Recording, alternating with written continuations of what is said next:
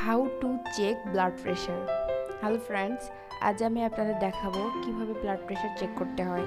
তার আগে বলে নিই, আপনারা যারা চ্যানেলটি সাবস্ক্রাইব করেননি তারা প্লিজ প্লিজ প্লিজ সাবস্ক্রাইব করুন। আর আগে থেকে যাদের সাবস্ক্রাইব করা আছে তাদেরকে অসংখ্য ধন্যবাদ। তো ফ্রেন্ডস, চলুন আমরা দেখে নিই কীভাবে ব্লাড প্রেশার চেক করতে হয়। আমরা প্রথমে দেখতে পাচ্ছি স্প্যারোমিটার। তার কয়েকটা অংশ আমরা দেখব। প্রথমে আমরা দেখব রাবার ক্যাপ, তারপর আমরা দেখব রাবার টিউব, তারপরে মিটার, তারপরে পাম্প মেশিন, স্ক্রু, তারপর আমরা দেখব টেস্টোস্কোপ। টেস্টোস্কোপে আমরা দেখব রাবার টিউব আর ইয়ারপিস।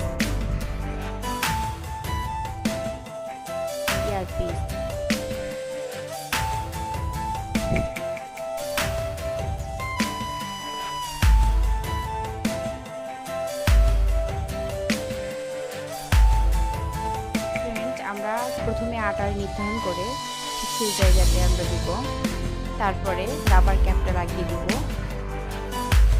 অনেক শক্তভাবে। তারপরে আমাদের ইয়ারপিসটা কানে দিতে হবে। তারপরে আমরা মিটারটা নিব, তারপরে পাম্প মেশিনে পাম্প করব। আমাদের স্ক্রুটা প্রথমে টাইট দিয়ে নিতে হবে, তারপর আমি পাম্প করব।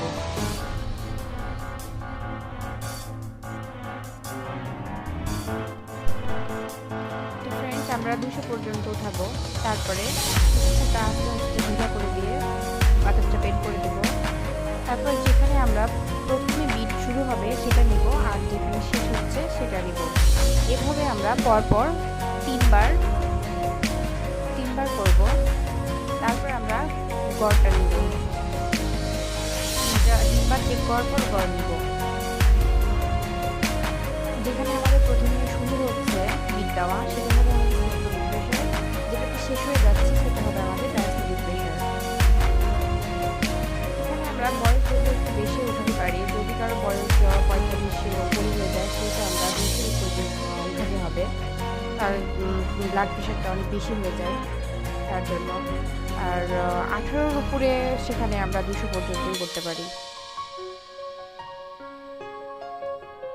তো ফ্রেন্ড, আমাদের নর্মাল রেঞ্জ হচ্ছে 18-র উপরে যাদের বয়স হবে তাদের হবে 120/80 নর্মাল।